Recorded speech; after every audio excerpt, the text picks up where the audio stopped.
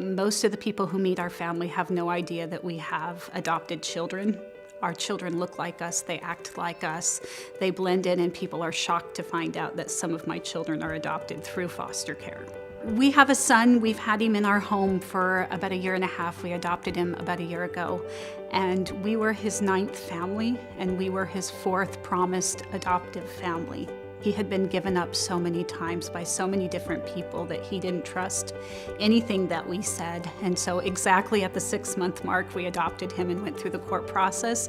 And everything we did with Preston was to teach him that we were here and that we would never give up on him and that he would never leave our home under any circumstance. And within a year's time, he changed so drastically and so dramatically. He's nothing like the young man that came to our home. And he's such a successful young man now. And I feel the difference is that trust level was built, and he finally trusted that someone wasn't going to give. He gave us a lot of behavior, but we didn't want to see the behavior as who he was. It was just a result of his past. What we knew is Preston was different from his behavior, and we had to stick with it long enough that he finally trusted us enough to let us in. I wish other people had not given up on him so quickly in the past. He had so many disappointments and so many failed chances that he really had the hardest time letting us in.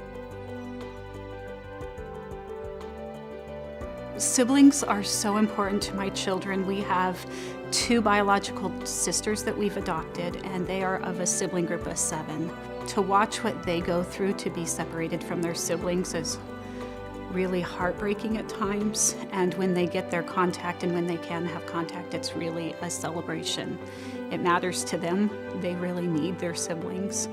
I would prefer to take in a sibling group of 5 and keep them all together. That would be my ideal, is to keep a family together. We have another boy who is the youngest of 5 children, and he struggles not being with his siblings, and he struggles not being in their lives as much as he wants. My deepest wish is to keep their siblings in their lives as much as we can. We try to facilitate as many visits as we can. We try to do as many birthday parties, many holidays as we can to keep their siblings a part of their lives.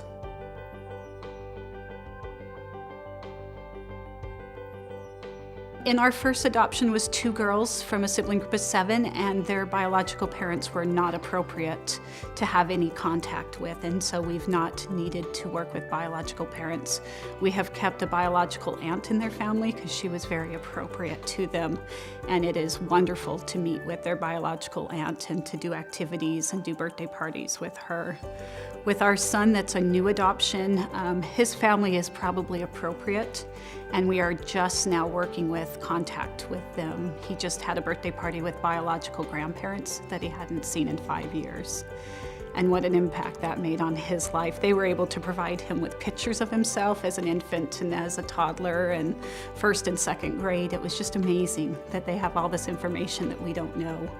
And we love that his grandparents are in his life. For him to see pictures of himself as a toddler or an infant completely overwhelmed him. He was completely in tears.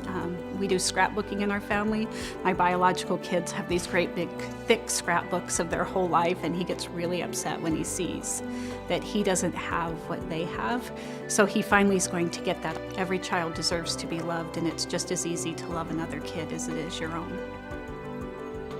Want to know more? Go to utahfostercare.org.